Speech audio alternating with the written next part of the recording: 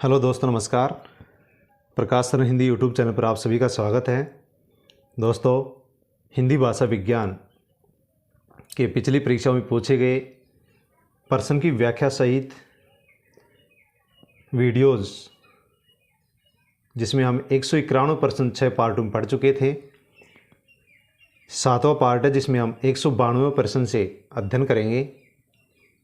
दोस्तों, चैनल से जुड़ें, चैनल को सब्सक्राइब करें, बेल आइकन प्रेस कर ऑल पर क्लिक करें ताकि आने वाली वीडियो का नोटिफिकेशन आप तक पहुंच सके। साथियों, प्रकाश सर हिंदी यूट्यूब चैनल पर हिंदी भाषा विज्ञान, हिंदी व्याकरण के थ्योरी की वीडियो, 7वीं पिछली परीक्षा में पूछे गए प्रश्नों की व्याख्या सहित विश्लेषण हम पढ़ रहे हैं, जो कि चैनल पर उपलब्ध हैं। दोस्तों, किसी भी परीक्षा में जिसमें हिंदी का पाठ्यक्रम जोड़ा जाता है, उन सभी परीक्षाओं के लिए थ्योरी की वीडियो साथ में ही पिछली परीक्षा में पूछे गए प्रश्नों की जो वीडियो हैं वो बहुत ही उपयोगी हैं। इनको देखें, नोट्स बनाएं। एक दो बार यदि हम वीडियोस को देखते हैं तो हमारी अच्छी तैयारी हो सकती है।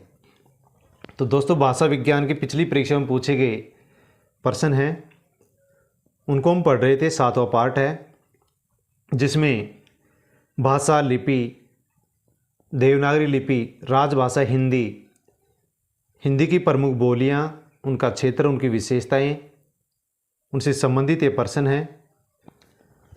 आज हम 7वें पार्ट में 192वें प्रश्न से अध्ययन करेंगे। 192वां प्रश्न है, अर्थ परिवर्तन की दिशा में रिक्त स्थान शामिल नहीं है। सही उत्तर है अर्थाभाव नहीं है। अर्थ परिवर्तन की दिशाओं में अर्थाभाव शामिल नहीं होता है, जबकि अर्थ संकोच, अर्थापकर्ष, अर्थोत्कर्ष और अर्थ विस्तार अर्थ परिवर्तन की दिशाएं हैं, इनको शामिल किया जाता है। देखा जाता है कि कोई शब्द पहले व्यापक अर्थ में प्रयुक्त होता था, लेकिन बाद में उसका अर्थ संकोच से सीमित अर्थ हो गया। जैसे पहले मृग शब्द पशुओं के संदर्भ प्रयुक्त होता था, परंतु वर्तमान में मृग का अर्थ केवल हिरण हो गया।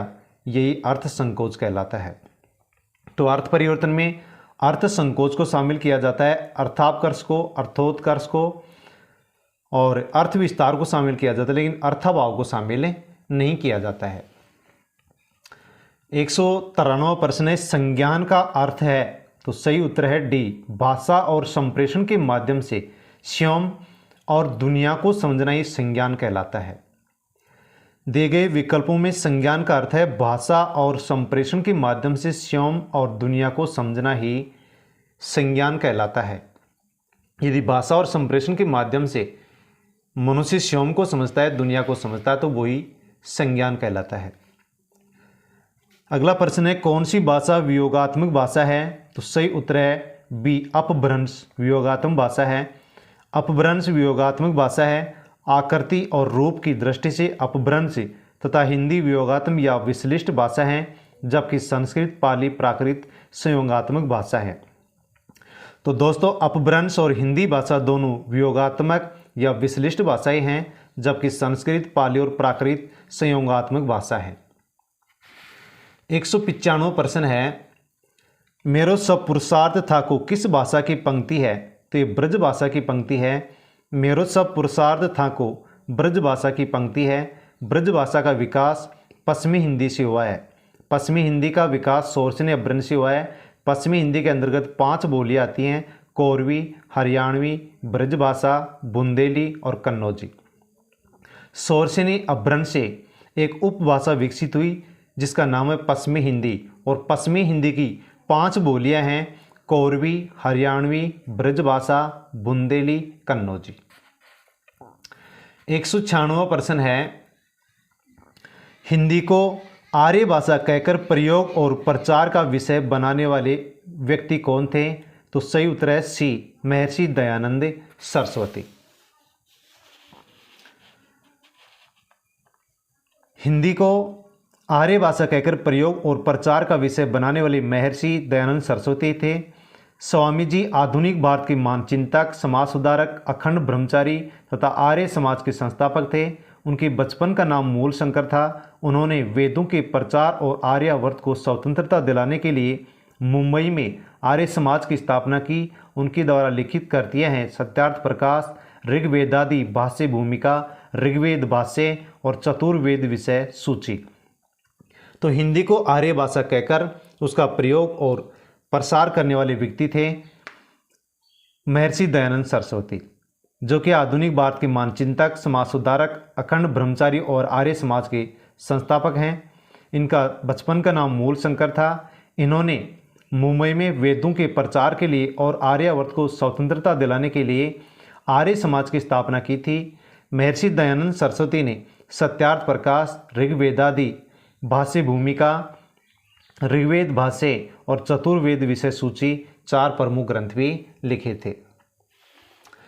197वां प्रश्न है, स्थापना ए, देवनागरी लिपि में जैसा बोला जाता है वैसा ही लिखा जाता है।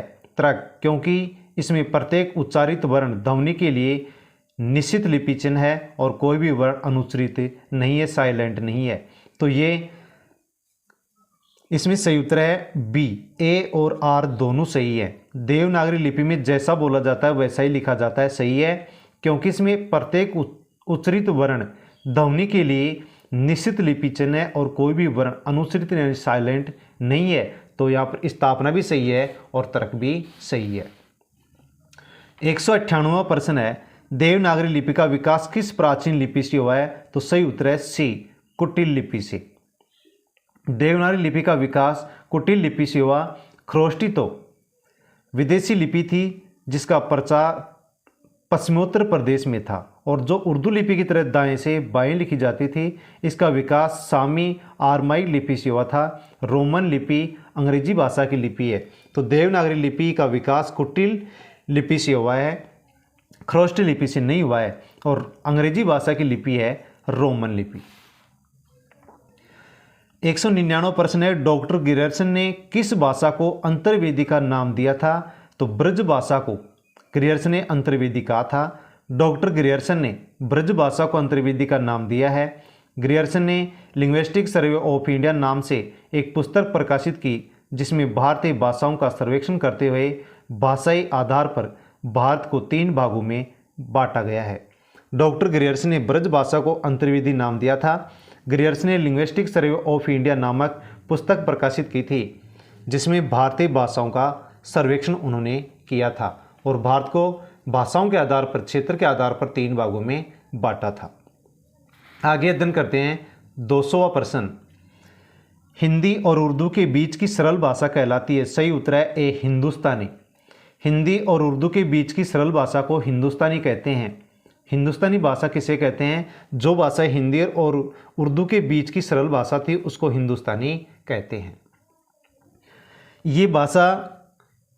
ये हिंदुस्तानी भाषा हिंदी और उर्दू दोनों के बोलचाल की भाषा है। इसमें संस्कृत के तत्सम शब्द और अरबी फारसी के उधार लिए गए शब्द दोनों कम होते हैं। ये हिंदी यूरोपीय भाषा परिवार के हिंद आर्य शाखा में आती है। ये देवनागरी या फारसी, अरबी किसी भी लिपि में लिखी जा सकती है। तो हिंदी और उर्दू के बीच की जो सरल भाषा है उसको हिंदुस्तानी कहते हैं और ये देवनागरी लिपि, फारसी लिपि, अरबी लिपि किसी भी लिपि में लिखी जा सकती है। इसमें संस्कृत के तत्सम शब्द बहुत कम होते हैं, अरबी फारसी के शब्द भी कम होते हैं। 201वां प्रश्न है, हिंदी भाषा के विकास क्रम में पहली 1 ईस्वी से 500 ईस्वी तक की भाषा को कहा जाता है। उसको क्या कहा जाता है? तो उसको प्राकृत कहा जाता है।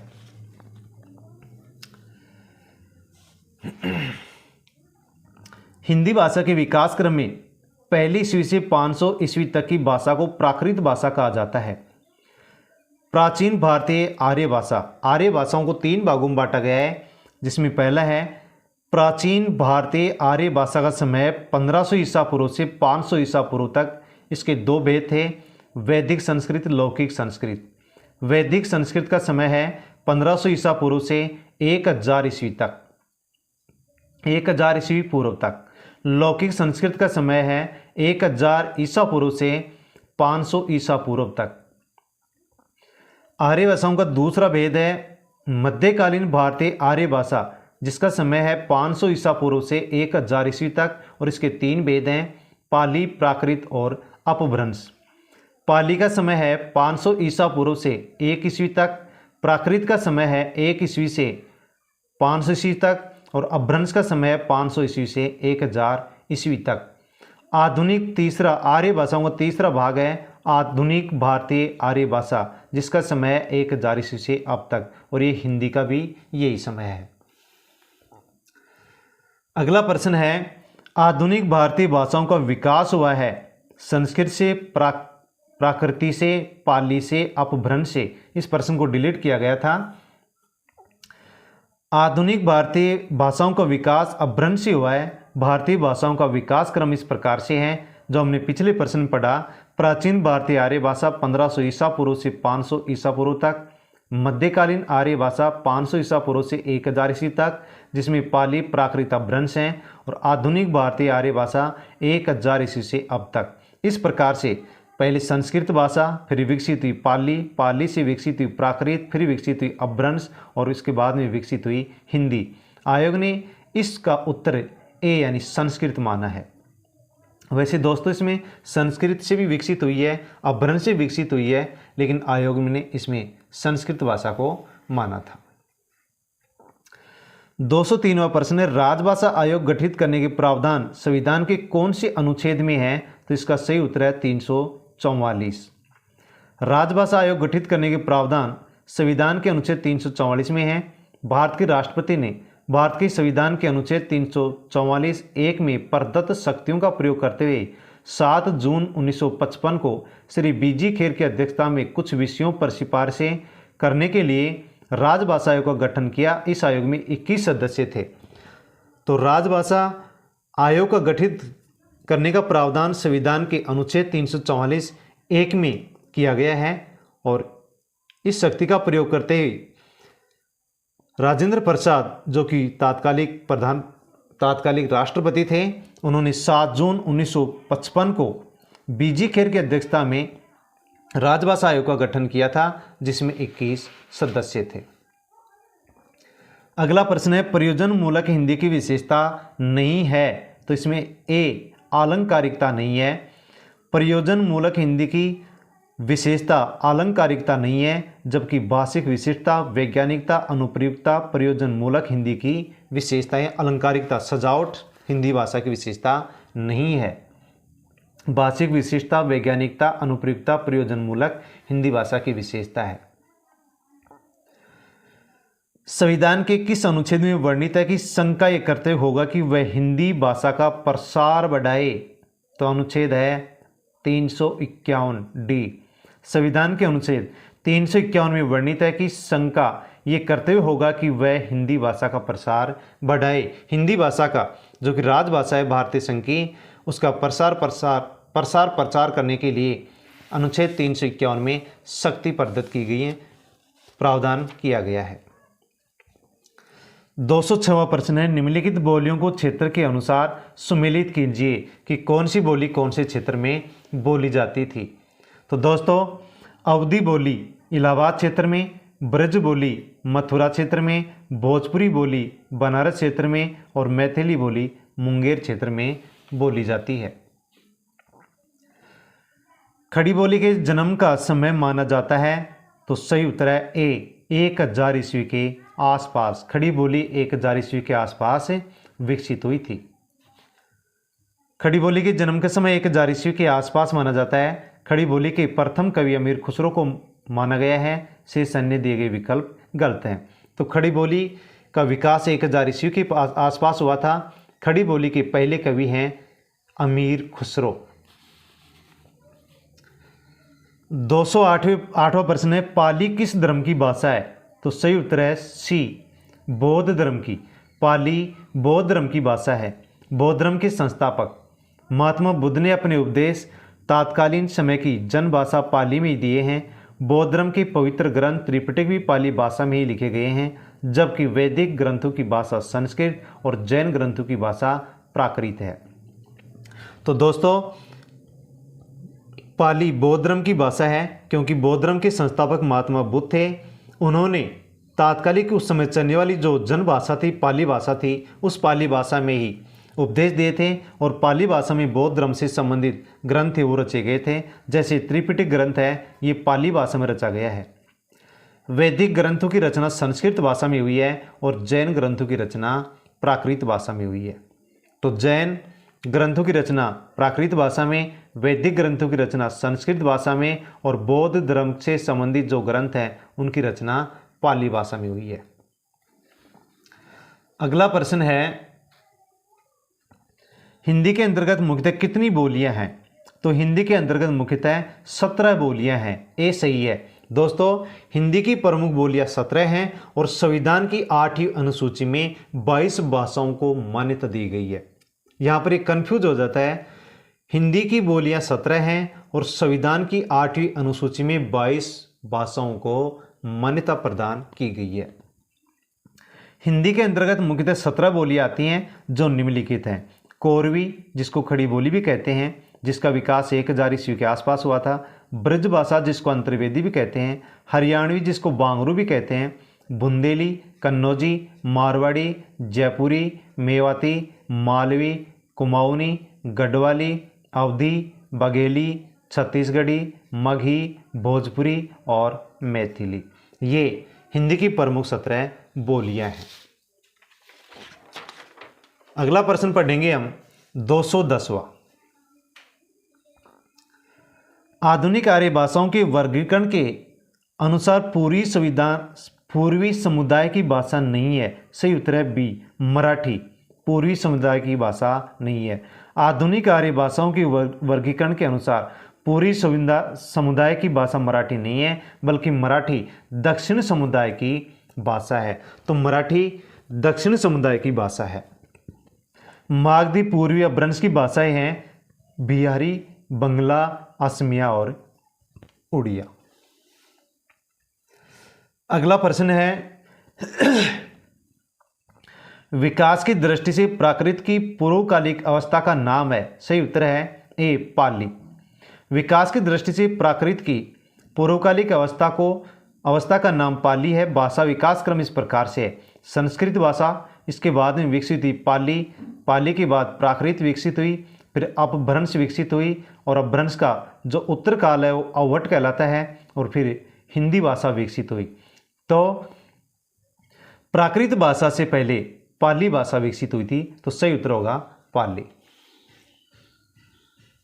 अगला प्रश्न है, इनमें से अपभ्रंश भाषा का काल कौन सा है? सही उत्तर है डी, 500 ईस्वी से 1000 ईस्वी तक। अपभ्रंश भाषा का काल 500 ईस्वी से 1000 ईस्वी तक है। वैदिक संस्कृत भाषा का समय 1500 ईसा पूर्व से 1000 ईसा पूर्व तक। लौकिक संस्कृत भाषा का समय 1000 ईसा पूर्व से 500 ईसा पूर्व तक। पाली भाषा का समय 500 ईसा पूर्व से 1 ईस्वी तक। प्राकृत भाषा का समय 1 ईस्वी से 500 ईस्वी तक और अपभ्रंश भाषा का समय 500 ईस्वी से 1000 ईस्वी तक और हिंदी भाषा का समय 1000 ईस्वी से अब तक। अगला प्रश्न है, जिस भाषा में अरबी, फारसी, तुर्की शब्दों का अधिक प्रयोग होता है वह भाषा कौन सी है? तो सही उत्तर है ए, हिंदुस्तानी। जिस भाषा में अरबी, फारसी, तुर्की शब्दों का अधिक प्रयोग होता है वह हिंदुस्तानी भाषा यानी प्रारंभिक खड़ी बोली है, जबकि भोजपुरी, मैथिली, बिहारी हिंदी की बोलियां हैं और अवधी पूर्वी हिंदी की बोली है। अगला प्रश्न है, झांसी, जालौन, हमीरपुर में कौन सी बोली प्रचलित है? सही उत्तर है ए, बुंदेली। झांसी, जालौन, हमीरपुर में बुंदेली बोली प्रचलित है, जबकि कन्नौजी बोली इटावा में बोली जाती है, हरदोई में बोली जाती है, कानपुर में बोली जाती है और ब्रज भाषा मथुरा और आगरा में बोली जाती है। तो झांसी, जालौन, हमीरपुर में बुंदेली, इटावा, हरदोई, कानपुर में कन्नौजी, मथुरा और आगरा में ब्रज भाषा बोली जाती है। अगला प्रश्न है, भोजपुरी बोली की उत्पत्ति हुई है? तो सही उत्तर है बी, मागधी अपभ्रंश से।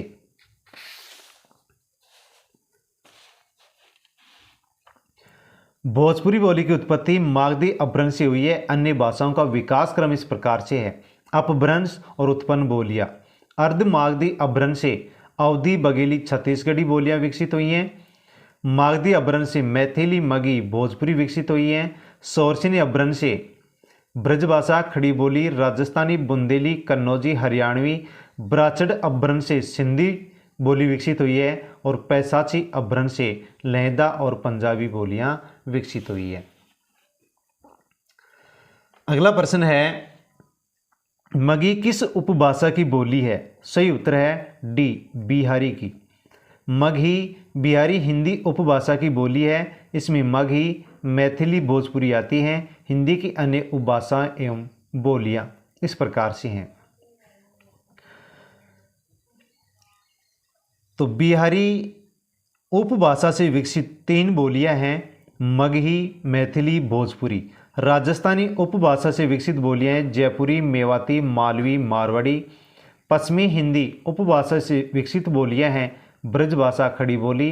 पूर्वी हिंदी उपभाषा से विकसित बोलियां हैं अवधी बघेली छत्तीसगढ़ी। अगला प्रश्न है एकाक्षरी भाषा परिवार से तात्पर्य है? तो सही उत्तर है बी चीनी भाषा परिवार। एकाक्षरी भाषा परिवार से तात्पर्य चीनी भाषा परिवार से है, जबकि सेमेटिक हेमेटिक परिवार और कॉकेशियन परिवार और ऑस्ट्रो एशियाटिक परिवार ये सभी असंगत हैं। एकाक्षरी भाषा परिवार चीनी भाषा परिवार को कहा जाता है। अगला प्रश्न है आधुनिक भाषा विज्ञान का जनक कौन है? सही उत्तर है सी सोस्यूर। आधुनिक भाषा विज्ञान के जनक सोस्यूर हैं। सोस्यूर की प्रसिद्ध पुस्तक है कोर्स इन जनरल लिंग्विस्टिक्स। तो course in general linguistics Saussure की पुस्तक है जो कि आधुनिक भाषा विज्ञान के जनक कहलाते हैं। अगला प्रश्न है निम्नलिखित आधुनिक भाषाओं में से किसका संबंध अपभ्रंश की पैसाची बोली से है? सही उत्तर है सी पंजाबी। आधुनिक भाषाओं में पंजाबी भाषा का संबंध पैसाची अपभ्रंश से है। बोली उपभाषा और उससे संबंधित अपभ्रंश। सोरसिनी अपभ्रंश से राजस्थानी उपभाषा विकसित हुई। राजस्थानी बोलियां उपभाषा सोरसिनी अपभ्रंश से विकसित हुई। गुजराती सोरसिनी अपभ्रंश से विकसित हुई और बिहारी बोलियां बिहारी उपभाषा मागधी अपभ्रंश से विकसित हुई। अगला प्रश्न है 220वां।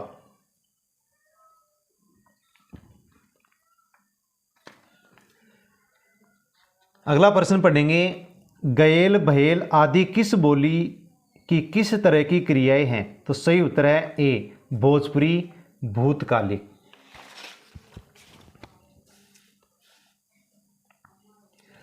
गयल भयल आदि भोजपुरी बोली की भूतकालिक क्रियाएं हैं, जबकि अन्य सभी अवधि वर्तमानकालिक ब्रजभाषा भूतकालिक बुंदेली भविष्यकालिक तीनों असंगत हैं। तो गयल भयल भोजपुरी की भूतकालिक क्रियाएं हैं। अगला प्रश्न है निम्नलिखित में से असत्य कथन चुनिए। तो असत्य कथन इसमें डी राजस्थानी उपभाषा के विकास पैसाची अपभ्रंश से हुआ, ये गलत है। राजस्थानी उपभाषा का विकास पैसाची अपभ्रंश से हुआ, गलत है। राजस्थानी उपभाषा का विकास सोरसिनी अपभ्रंश से हुआ है। रीवा सतना शहडोल बघेली बोली जाती है। बघेली बोली का क्षेत्र है रीवा सतना शहडोल। वर्धा की राष्ट्रभाषा सुधार समिति की ओर से देवनागरी लिपि में जो सुधार हुआ वह सवर खड़ी के नाम से जाना जाता है। तो दोस्तों वर्धा की राष्ट्रभाषा सुधार समिति ने देवनागरी लिपि में जो सुधार किया था उसको सवर खड़ी के नाम से जाना जाता है। खड़ी बोली का एक अन्य नाम कोरवी भी है, तो खड़ी बोली को कोरवी बोली भी कहते हैं। दिए गए कथनों में असत्य कथन है राजस्थानी उपभाषा का विकास पैसाची अपभ्रंश से हुआ है, ये गलत है। जिसका सही रूप इस प्रकार होगा राजस्थानी उपभाषा का विकास सोरसिनी अपभ्रंश से हुआ है। 122वां प्रश्न है निम्नलिखित भाषाओं का सही अनुक्रम है? तो सही अनुक्रम है डी पाली, उसके बाद में विकसित हुई प्राकृत, फिर अपभ्रंश और अपभ्रंश के बाद में विकसित हुई अवहट। यानी अपभ्रंश का जो उत्तरी काल है उसको ही अवहट कहते हैं। दिए गए भाषाओं का सही अनुक्रम है पाली का समय 500 ईसा पूर्व से 1 ईस्वी तक, प्राकृत का समय है 1 ईस्वी से 500 ईस्वी तक। अपभ्रंश का समय है 500 ईस्वी से 1000 ईस्वी तक। अवहट का समय है 500 ईस्वी से 1400 ईस्वी तक। 11वीं से लेकर 14वीं सदी के अपभ्रंश रचनाकारों ने अपनी भाषा को अवहट कहा है। अवहट शब्द का सर्वप्रथम प्रयोग ज्योतिरीश्वर ठाकुर ने अपने वर्ण रत्नाकर में किया है। अवहट अपभ्रंश का ही प्रवर्ती या परिवर्तित रूप है। डॉक्टर सुनीत कुमार चटर्जी ने अपभ्रंश और आधुनिक भारतीय आर्य भाषाओं के बीच की कड़ी को अवहट कहा है। तो अपभ्रंश का समय था 500 ईस्वी से 1000 ईस्वी तक और अवहट का समय बताया गया 500 ईस्वी से 1400 ईस्वी तक। यानी 11वीं सदी से लेकर के 14वीं सदी तक जो अपभ्रंश के रचनाकार थे उन्होंने अपनी भाषा को अपभ्रंश नहीं मान करके अवहट कहा है। तो अवहट का समय कितना है? 11वीं सदी से लेकर के 14वीं सदी का जो समय है वो अवहट का समय है। और अवहट शब्द का प्रयोग सबसे पहले ज्योतिरीश्वर ठाकुर ने किया था अपनी वर्ण रत्नाकर ग्रंथ में। तो पूछा जा सकता है कि अवहट का समय क्या है 11वीं सदी से 14वीं सदी तक। कौन से ग्रंथ में इसका पहली बार प्रयोग किया गया शब्द का? वर्ण रत्नाकर में, जिसके लेखक थे ज्योतिरीश्वर ठाकुर। वैसे अवहट अपभ्रंश का ही परिवर्तित बाद का रूप है।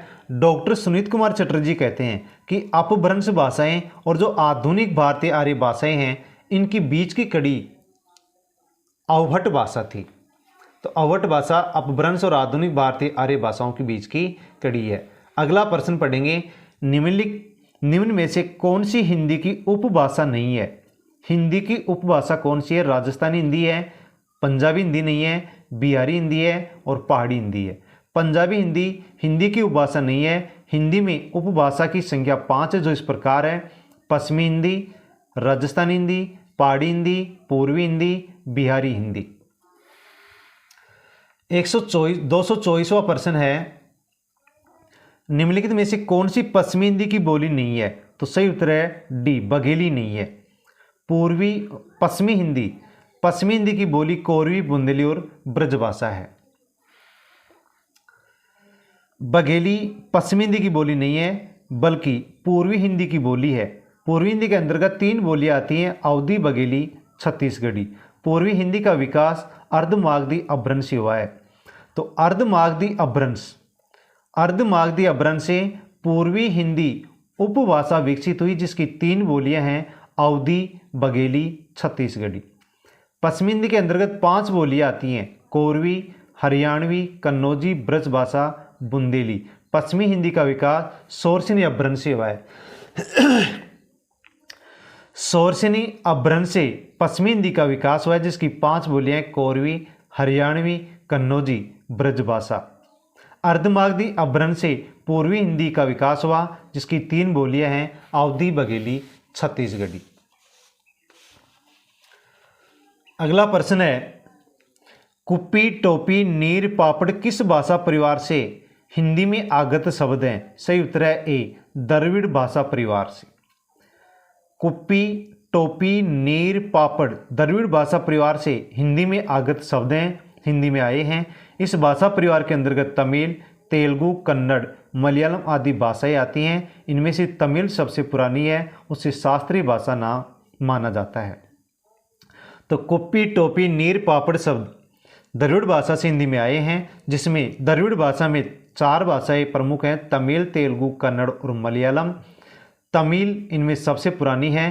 तमिल को शास्त्रीय भाषा भी माना जाता है।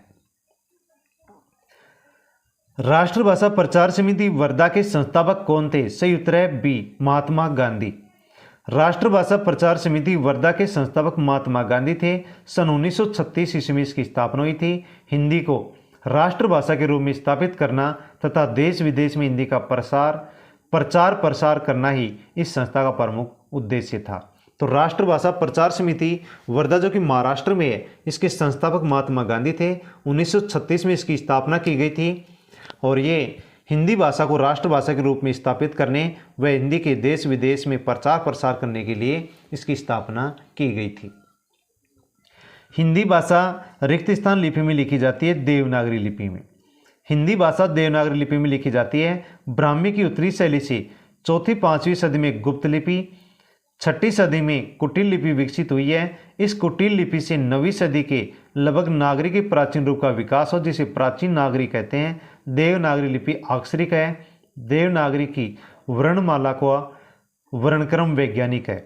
तो हिंदी भाषा की लिपि देवनागरी है, जिसके विकास के बारे में बताया गया कि ब्राह्मी लिपि के 2 भेद थे, उत्तरी शैली और दक्षिणी शैली। ब्राह्मी लिपि के उत्तरी शैली से 4वीं-5वीं सदी में एक लिपि विकसित हुई, जिसका नाम है गुप्त लिपि। गुप्त लिपि से 6वीं सदी में एक लिपि विकसित हुई, जिसे कहते हैं कुटिल लिपि। और कुटिल लिपि से 9वीं सदी में एक लिपि विकसित हुई, जिसको प्राचीन नागरी कहते हैं। और उस प्राचीन नागरी को अब देवनागरी कहते हैं। देवनागरी लिपि अक्षरिक लिपि है, और देवनागरी लिपि का जो वर्णमाला वर्णक्रम है वो वैज्ञानिक है। 228वां प्रश्न है, आधुनिक भारतीय भाषाओं का सर्वप्रथम वर्गीकरण किस विद्वान ने किया था? सही उत्तर है सी, डॉक्टर AFR हार्नले ने। आधुनिक भारतीय भाषाओं का सर्वप्रथम वर्गीकरण डॉक्टर AFR हार्नले ने किया। हार्नले ने आधुनिक भारतीय आर्य भाषाओं को 4 वर्गों में विभाजित किया, जो 4 भाग निम्नलिखित हैं। 4 भाग हैं, 4 वर्ग हैं: पूर्वी गोडियन, पश्चिमी गोडियन, उत्तरी गोडियन और दक्षिणी गोडियन। पूर्वी गोडियन में पूर्वी हिंदी उपभाषा, बंगला, असमी, उड़िया। और पश्चिमी गोडियन में पश्चिमी हिंदी, राजस्थानी, गुजराती, सिंधी और पंजाबी। उत्तरी गोडियन में गढ़वाली, नेपाली, पहाड़ी। और दक्षिणी गोडियन में मराठी। डॉक्टर हार्नले के अनुसार जो आर्य मध्य देश अथवा केंद्र में थे, भीतरी आर्य कहलाए, और जो चारों ओर फैले हुए थे वो बाहरी आर्य कहलाए। तो डॉक्टर हार्नले ने आर्य मध्य देश और उसके केंद्र में जो लोग रहते थे, डॉक्टर हार्नले ने बताया कि आर्य मध्य देश और उसके जो केंद्र में लोग रहते थे वो भीतरी आर्य थे, और जो चारों ओर फैल गए थे मध्य देश के चारों ओर फैल गए थे, उनको बाहरी आर्य कहा है। तो डॉक्टर हार्नले ने मध्य देश और केंद्र में रहने वाले लोगों को भीतरी आर्य कहा है, और मध्य देश के चारों ओर फैलने वालों को बाहरी आर्य कहा है। अगला प्रश्न पढ़ते हैं 229वां। मध्यकाल में फारसी, अरबी, तुर्की, पश्तोबी यानी से फारसी से कौन सी ध्वनियाँ हिंदी में आ मिली है? तो सही उत्तर है बी, क, ख, ग, ज और फ। इनके नीचे जो बिंदी लगी हुई है इसको नुक्ता कहते हैं। ये नुक्ता वाली ये 5 वर्ण है जो हमारी हिंदी में भी हैं, लेकिन इनके नीचे नुक्ता लग रहा है। ये नुक्ते वाले 5 वर्ण फारसी भाषा से हिंदी में आए हैं। मध्यकाल में फारसी से क, ख, ग, ज, फ ध्वनियाँ हिंदी में आ मिली हैं। तो दोस्तों फारसी भाषा से 5 ध्वनियाँ आई हैं, जो कि क, ख, ग, ज और फ है। इनके नीचे जो बिंदी लगी हुई है ये नुक्ता कहलाता है। तो दोस्तों इस 7वें पार्ट में हमने 229 प्रश्न हिंदी भाषा विज्ञान के पढ़े, जिसमें हिंदी भाषा, राजभाषा, लिपि, देवनागरी लिपि व साथ में ही हिंदी भाषा की जो प्रमुख बोलियां हैं उन बोलियों का क्षेत्र, उनका विकास क्रम, हिंदी का विकास, इन सबसे संबंधित ये प्रश्न हैं जो कि एक सीरियल के माध्यम से हम पढ़ रहे हैं। इसके 7 पार्ट हमने पढ़ लिए हैं। दोस्तों वीडियो कैसा लगा? यदि अच्छा लगा हो तो लाइक करें, कमेंट करके भी अवश्य बताएं। चैनल से जुड़े किसी भी परीक्षा में दोस्तों जिसमें हिंदी भाषा से संबंधित पाठ्यक्रम जोड़ा जाता है, उन परीक्षाओं के लिए ये वीडियोस थ्योरी के रूप में और व्याख्या सहित प्रश्नोत्तर की जो वीडियो हैं बहुत ही उपयोगी हैं। दोस्तों अवश्य ही आप इन वीडियो को 1 बार देखें, 2 बार देखें, आपकी बहुत अच्छी तैयारी होगी। चैनल से जुड़ें, सब्सक्राइब करें। Best of luck.